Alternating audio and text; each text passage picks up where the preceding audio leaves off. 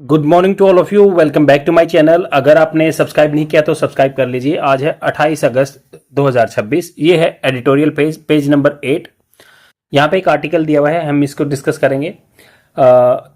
जैसे ये ऊपर वाला आर्टिकल बोल रहा है कि भाई नेपाल में ग्लेशियल लेक आउटबर्स्ट फ्लड हुई है, ग्लोफ हुआ है और जिससे बहुत सारा डिजास्टर हुआ है। तो इसमें बात कर रहे हैं कि भाई पहले प्रीपेड रहना चाहिए। ऐसे नहीं है मतलब कोई चीज़ होने के बाद, इवेंट होने के बाद हमें रिएक्टिव होना चाहिए, नहीं प्रोएक्टिव होना चाहिए। पहले से ही हमें कुछ बिल्डिंग कोड देखने चाहिए और सेफ्टी स्टैंडर्ड्स को, प्रोटोकॉल को फॉलो करना चाहिए।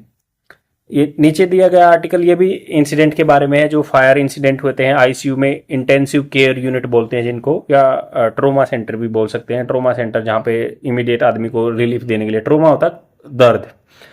तो इस आर्टिकल को हम देखेंगे। उससे पहले कुछ वोकेबलरी वर्ड जान लेते हैं जो जनरली आपको एग्जाम में फेस करने होते हैं।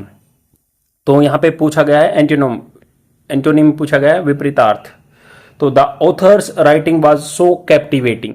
कैप्टिवेटिंग होता है लुभाने वाली, लुभाने वाली मतलब अट्रैक्ट करने वाली।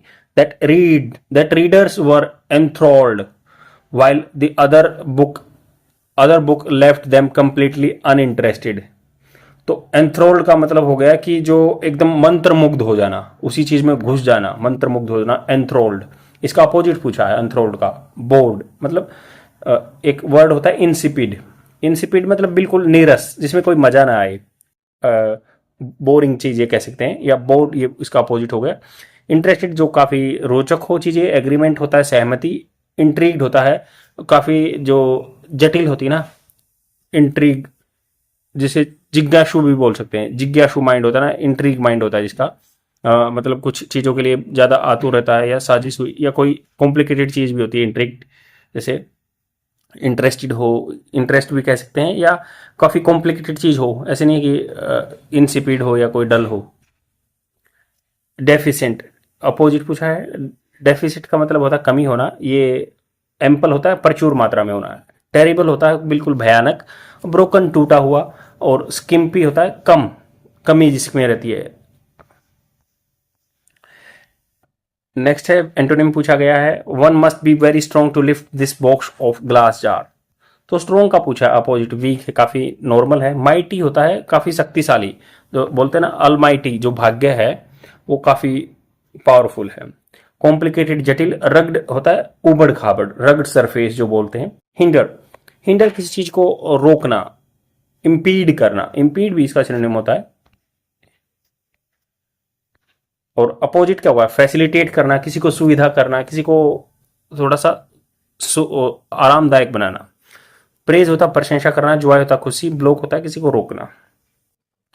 बारबेरिटी बर्बरता। इसका एंटोनिम्स क्या होगा, कंपैशन। कंपैशन होता है मतलब एक होता है काफी नजदीक के वर्ड है, जान लीजिए। कंपैशनेट होता है मतलब किसी के लिए सहानुभूति रखना, कंपैशनेट। एक होता है कंपनसेट। कंपनसेट मतलब किसी के लिए हर्जाना भरना, रेपरेशन देना। बोलते ना कि आपको तो इसका रेपरेशन देना पड़ेगा, हर्जाना देना पड़ेगा। कैलस होता है काफी जो उथल पुथल मस्ती है। राइवलरी होता है प्रतिद्वंदता। कॉम्प्रोमाइज होता है दोनों में समझौता होना। और ये कैलस काफी मतलब कठोर भी कह सकते हैं, या जिसे हा हुल्ला कह सकते हैं। तो कैलस कठोर हो गया, हार्श हो गया, निर्दयी हो गया, कड़ा भी कह सकते हैं। अब नेक्स्ट वर्ड है, वही एंटोनिम पूछा गया है। जैसे it was as if. As if मतलब होता है मानो। जैसे बोलते हैं ना, मानो ये आपने ये कर लिया, लेट सपोज ऐसे बोलते हैं। तो it was as if the newer hybrids. Hybrids होता है जो संक्रमित चीजें होती हैं। Had an insatiable appetite. Insatiable होता है जो कभी तृप्त ना हो। एपिटाइट होती है भूख फॉर केमिकल्स।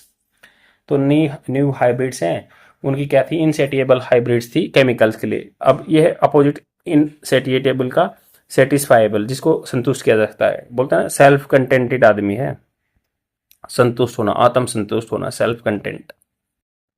कंटेंट, कंटेंट होता है कंटेंट तो किसी चीज का जैसे बोलते हैं ना कि इसके वीडियो का क्या कंटेंट है, इसमें क्या चीजें हैं, क्या फीचर है। अर्जेंट होता है जरूरी। कब होता है रोकना। प्रेसिंग होता है बहुत जरूरी, दबाने वाला। अब चलते हैं अपने आर्टिकल पे। आर्टिकल बोल रहा है कि भाई नई एज की फायर आ रही है, मतलब कटिंग एज होता है, एक वो ना वर्ड सुना होगा, कटिंग एज होता है, कटिंग एज टेक्नोलॉजी, तो एडवांस जो होती है या न्यू ब्रेक थ्रू भी बोलते हैं ऐसे ही। तो न्यू एज फायर्स आ रही हैं। Fire accident in ICU intense care units need better and more evacuation facility. Evacuation होता है निकालना किसी चीज को।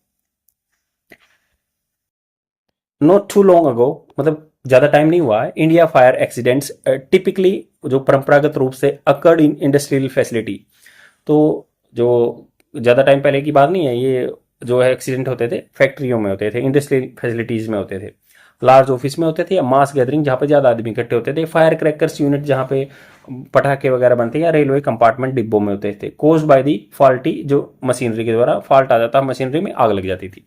वीक सेफ्टी प्रोसीजर्स, अब जो कमजोर सेफ्टी सुरक्षा के जो प्रोसीजर्स फॉलो किए जा रहे हैं, जो काम किए जा रहे हैं, careless use of flammable material, या असावधानी रूप से जो ज्वलनशील चीजें हैं जिनमें आग जल्दी लग जाती है वो मटेरियल यूज हो रहे हैं। वाइल दिस रिस्क परसिस्ट, ये रिस्क तो बने हुए हैं लगातार।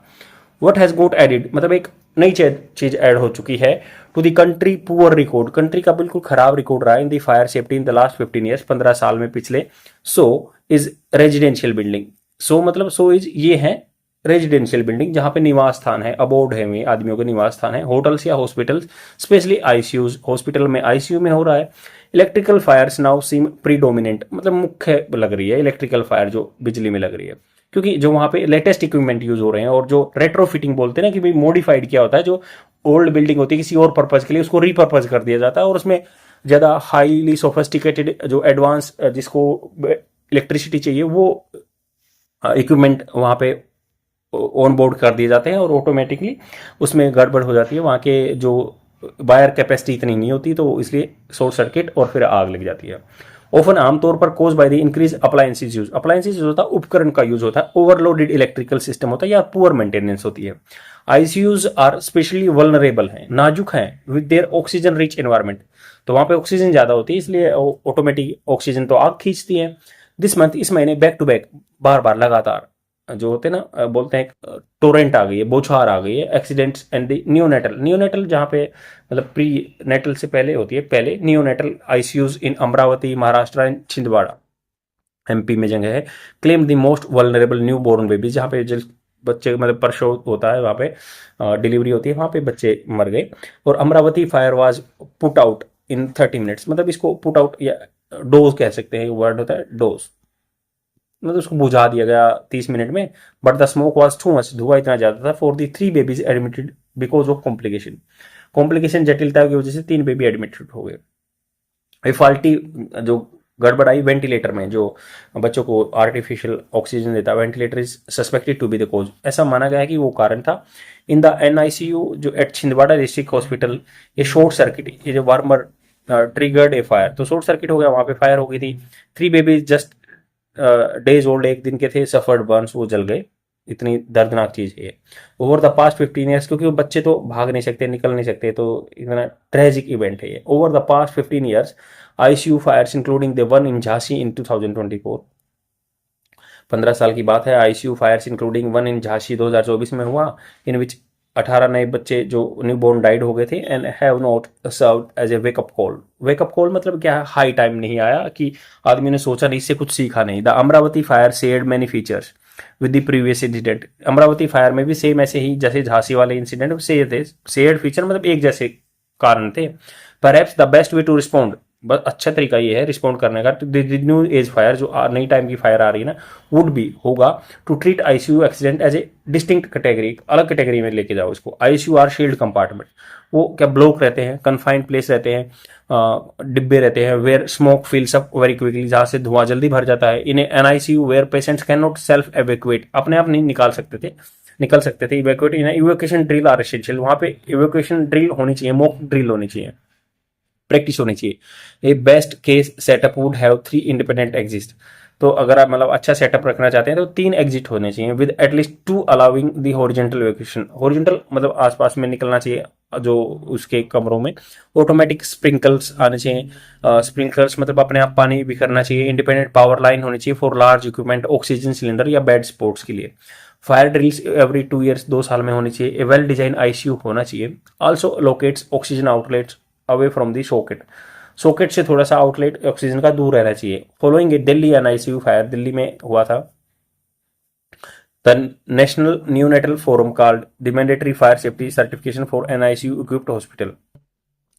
जो नियोनेटल आईसीयू केयर होता है वहाँ पे भाई सेफ्टी स्टैंडर्ड सर्टिफिकेशन होना चाहिए। दिल्ली इंसिडेंट के बाद बोला रेगुलर पावर ऑडिट होनी चाहिए, बिजली के भी ऑडिट होनी चाहिए, जांच होनी चाहिए। एनालॉग एड्रेसल अलार्म, एनालॉग मतलब डिजिटल होता है वो जिसमें डिजिट आते हैं, बट एनालॉग जिसमें सुई वगैरह घूमती है, तो वहाँ पे एड्रेसेबल अलार्म होने चाहिए। एंड एवोकेशन प्रोटोकॉल होना चाहिए, निकलने का प्रोटोकॉल, कुछ नियम होने चाहिए। नाउ रेस और रेस्क्यू, या तो रेस लगती है आदमी में जब एकदम धुआं आ जाता भागते हैं, रेस्क्यू बचाने के लिए अलार्म कन्फाइन एक्सटिंग्विश या वेकेट ऐसे ऐसे होना चाहिए।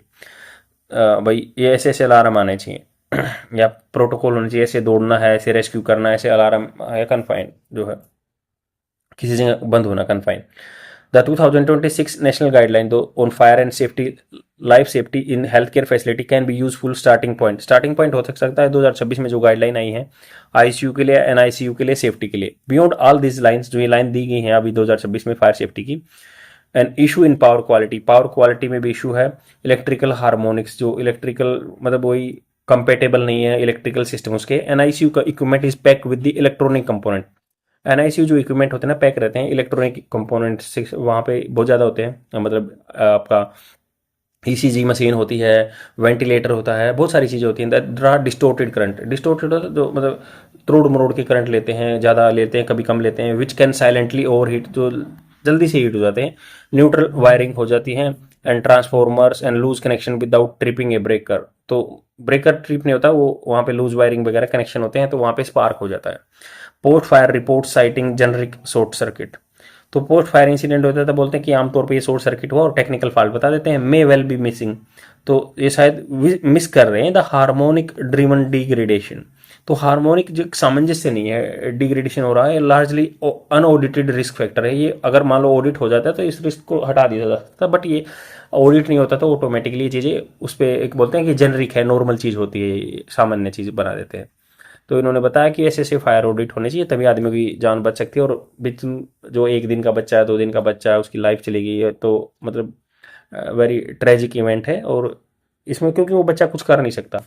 तो आज के लिए इतना ही। Thank you very much. Like and comment जरूर कर देना। बाय।